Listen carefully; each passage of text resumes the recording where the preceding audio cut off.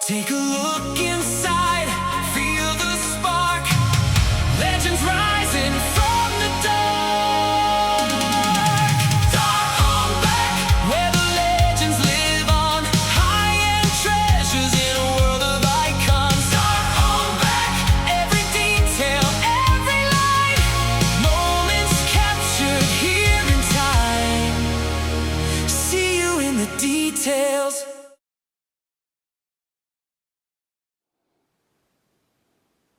Ja, moin zusammen und mal wieder willkommen in und aus der Rancor-Höhle zu einem neuen Video von mir. Ich habe ja mal wieder was Neues mitgebracht, und zwar gab es ja am 4. Mai den allseits beliebten oder auch manchmal unbeliebten Star Wars Feiertag, May the 4th. Ja, ist ja mittlerweile extrem zu einer riesen Kommerzkampagne geworden, aber es gibt ja immer mal wieder das eine oder andere Special, Sonderangebot, Neuerung, die halt zu dem Tag dann angeboten werden, unters Volk gebracht werden und wie auch immer. Ja, und dieses Mal habe ich tatsächlich auch was für mich gefunden, was ich schon eine ja, etwas längere Zeit ganz gerne in der Sammlung gehabt hätte, aber das gab es halt nur custom-mäßig und ja, war preislich dann auch einfach unerschwinglich. Und ja, der hauseigene Disney Store hat dann sowohl für die Parks als auch für den eigenen Online-Shop ja, ein paar Artikel rausgehauen. Unter anderem, wie gesagt, auch den hier. Und das ist der Lando Calrissian Skiffguard Helm aus Return of the Jedi. Und ja, ne, Jabba's Palace, ja, da rennt man ja bei mir Drehtüren ein, und von daher Preis-Leistungs-Verhältnis dachte ich, okay, schauen wir uns das ganze Ding einfach mal an. Mir war natürlich klar, dass es in die Richtung von so Black Series Helmen geht und so weiter. Also dass man hier kein Metall, kein Leder, sonst irgendwas erwartet. Darauf war ich auch nicht aus. Allerdings dachte ich mir, ja, ne, für ein schönes Deko-Objekt in der Richtung, da kann man doch mal zuschlagen. Notfalls wäre es zurückgegangen. Ja, Spoiler-Alarm, es ist natürlich nicht zurückgegangen. Und ja, hier ist das gute Stück. Was ich super fand, bevor wir zum Helm kommen, ist, dass der auch tatsächlich mit einem eigenen Helmständer ausgeliefert worden ist. Ist natürlich auch aus Kunststoff, aber ein bisschen Gewicht hat der schon dabei. Auch sehr gut gemacht, dass oben dieses Plateau ist oder dieses Podestsockel, wie man es nennen mag, dass der Helm da nicht verrutscht.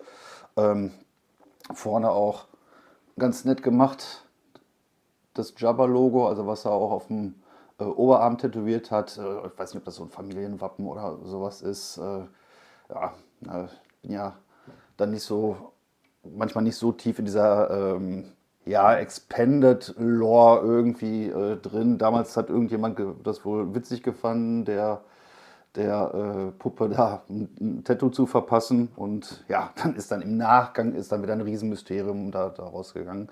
Ist egal, ist natürlich ein schöner Akzent auf jeden Fall. Wie gesagt, Helmständer ist recht robust. Ich rufe den jetzt nicht nochmal auseinander, der wird unten einmal eingerastet, oben wird der Sockel dann einmal eingerastet und dann ist das gut. Ja, es kam auch ein Bush-Helm raus in den Disney Stores. Ja, der war wohl etwas überdimensioniert, wenn man da so Vergleichsvideos sieht, aber auch eine schöne Alternative im Vergleich zu ja, den hochpreisigen Props. Wenn man jetzt wirklich nur was zum Hinstellen haben möchte, ne? Das ist natürlich klar, dass man da Äpfel mit Birnen vergleicht, in den Dimensionen, was das Preisliche und natürlich auch hier Authentizität, Filmakkurat, Aspekte, ja, da ist ganz klar, es bleibt letzten Endes irgendwo ja, ein Spielzeug, ein Kostümteilchen. Aber wie gesagt, man muss da manchmal auch mal die Kirche im Dorf lassen, und dann sollte man auch der ein oder anderen günstigen Alternative ruhig mal eine Chance geben. Jo, der Helm an sich ist natürlich komplett Kunststoff, Also wie gesagt, man hat jetzt hier nicht irgendwelche ja, Metallstreifen oder Leder oder so verarbeitet. Was aber wirklich sehr schön geworden ist, ist das Weathering am Leder selbst.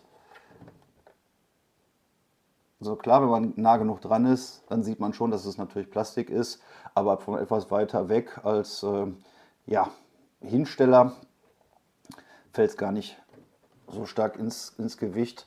Auch ganz nett gemacht hier die angedeuteten Metallakzente mit dem ja, abgenutzten Stahl.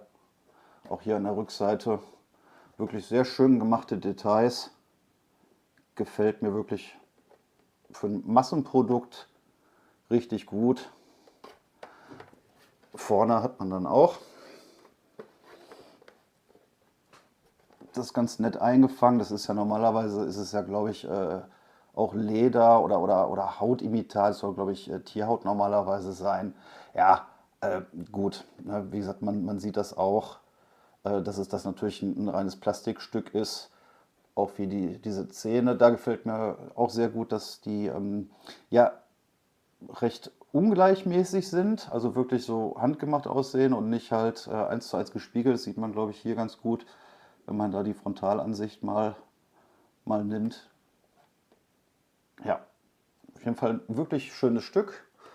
Der Helm ist innen drin auch gepolstert, haben sie ganz nett gemacht. Da muss man hier, als ich den ausgepackt habe, da sind so kleine, ja, wie so kleine Klettpunkte drin. Die klebt man in den Helm rein und dann hat man hier diese einzelnen Pads, zwei große und ein kleines, und man kann die halt noch relativ frei positionieren, dass man da entsprechende Polsterung hat, wie es dann an den Ohren anliegt, und dass man da den perfekten Sitz hat.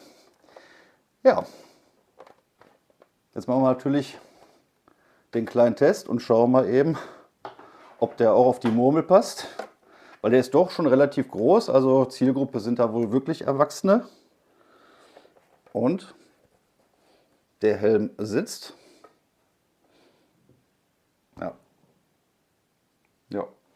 Also man müsste den noch so ein bisschen zurechtrücken. Wie gesagt, ich habe mir den natürlich geholt, dass der ja, ein Dekoobjekt wird. Und einen schönen Clou, den sie auch eingebaut haben, das ist, dass man wirklich wie im Film, ne, wo Lando seine ja, unfassbar gute Verkleidung kurzzeitig aufgeben kann. Und man kann halt diesen Kiefer in mehreren Stufen, der rastet dann auch ein, kann man hoch und runter ziehen. Ist ja ganz nett gemacht auf jeden Fall. Also ich bin absolut damit zufrieden. Der ist auch relativ schnell ausverkauft gewesen. Ich glaube, dann gab es nochmal eine zweite Welle mit einer Warteliste. Ja, aber deutsche Disney Store war, glaube ich, sehr, sehr schnell sold out. Man hat noch in den USA und UK noch was gehabt und in den Parks bekommt man den auch noch. Ja, Kehrseite der Medaille ist natürlich wieder, auch wenn es bei dem Helm das Limit gab von 2 pro Customer. Ja, Scalper halt wieder. Ne? Also kommen wir das Ding sold out, sind die halt wieder für das doppelte, dreifache irgendwo bei eBay und Co. gelistet worden. Das ist, ja, man kann es leider nicht ändern. Ich finde es auch immer ein bisschen schade, ne? Weil die wirklich einen für die eigene Sammlung haben wollen, dann leer ausgehen oder dann in einen sauren Apfel beißen und dann wirklich richtig überteuerte Preise zahlen müssen. Ja, das ist einfach nicht schön. Ja, also falls jemand Interesse an so einem Helm hat, es gibt diverse Facebook-Gruppen und Co. Mir fallen jetzt spontan, ja, die nicht wirklich ein, aber der eine oder andere wird die kennen, wo es auch ja, Fans gibt in den USA beispielsweise, die auch die Merchandise-Artikel aus den Disney-Parks selber ja, einkaufen. Manchmal nehmen sie eine kleine, ja, Gebühr, ne, also ne, für den Aufwand, aber nicht so, dass man da jetzt das Doppelte oder Dreifache bezahlt. Da gibt's diverse. Wie gesagt, spontan fallen mir jetzt die Gruppennamen nicht ein, die Leute nicht ein. Ich will jetzt auch nicht die Werbetrommel rühren, aber es gibt Möglichkeiten, an den noch dran zu kommen. Und ja, wie gesagt, schönes Stück, möchte ich nicht mehr missen. Und ich gebe euch jetzt gleich nochmal die schöne Rundumsicht von dem guten Teil. Und dann sehen wir uns gleich wieder.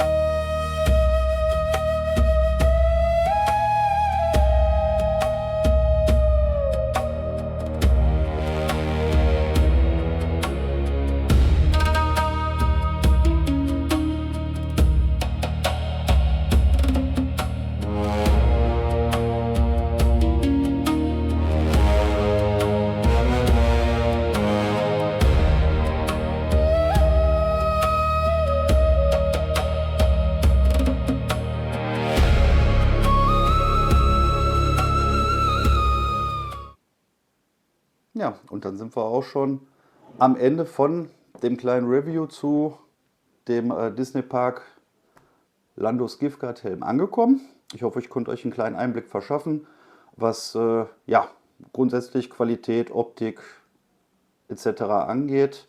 Mir gefällt er wirklich für den Preispunkt sehr, sehr gut. Also das ist, ja, gerade im Star Wars-Bereich ist es ja wirklich so, dass das Preis-Leistungs-Verhältnis ja inzwischen ja, extremst auseinanderklafft, aber hier hat man wirklich, wie heißt es so schön, Value for Money.